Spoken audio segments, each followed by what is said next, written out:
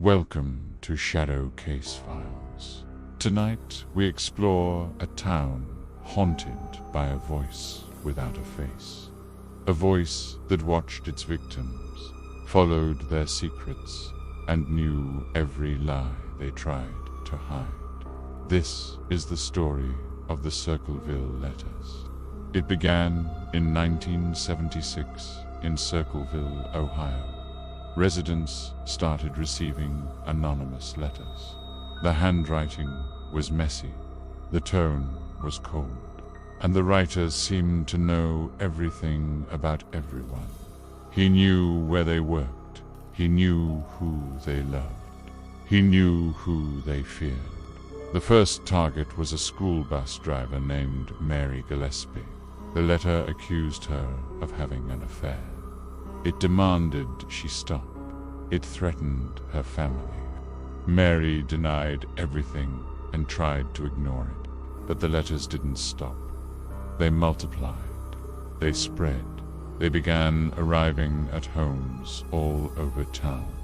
Some letters described private details no one else knew. Others warned of violence. Others claimed the writer was watching from the shadows. People became afraid to answer the door, afraid to pick up the phone, afraid to trust anyone. Mary's husband, Ron, received a letter that said Mary needed to end her affair or face consequences. Ron became obsessed with finding the writer. One night, he received a mysterious phone call. He left the house angry, telling his family he knew who the writer was. He drove off into the dark. Minutes later, his truck crashed. Ron was dead. Police claimed he was drinking, but his family insisted he was sober. Some believed he was forced off the road. Some believed he met the writer face to face. No theory fully explained what happened that night. The letters continued. They grew more aggressive.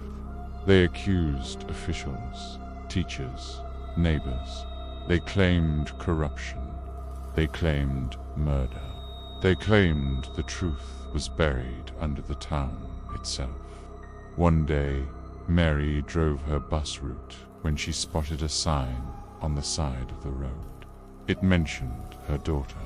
She stopped the bus and tore it down. Behind the sign was a small box with a string. Inside the box was a loaded gun rigged to fire. Someone had set a trap for her. The gun was traced to Mary's former brother-in-law, Paul Freshaw. Paul insisted he had nothing to do with it, but he was arrested. He was found guilty. He went to prison. And then the letters kept coming, hundreds of them. Some arrived while Paul was behind bars. Some were postmarked from other states. Some seemed to respond to events in town. Paul swore he was innocent, and the letters seemed to prove someone else was still out there. After a decade, the letters slowly faded. The town returned to silence. The writer was never identified. Decades later, investigators analyzed the letters again. They said the handwriting didn't match Paul's. The linguistic patterns didn't match either. Many believed a second writer existed, maybe even a third. Some believed the writer was part of the town leadership. Others believed the writer was a group, not an individual. But the most chilling theory is simpler. Some residents think the writer was always watching from inside the community.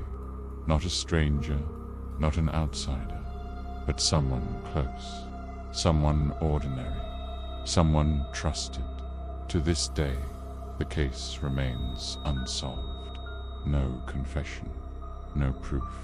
Just hundreds of letters filled with secrets only a true insider could know. A person who listened, a person who watched, a person who never revealed their face. This is the mystery of the Circleville Letters. A voice without a body, a threat without a name, and a truth that may still be hidden in the quiet streets of a small Ohio town. This has been Shadow Case Files. Stay curious and stay in the light.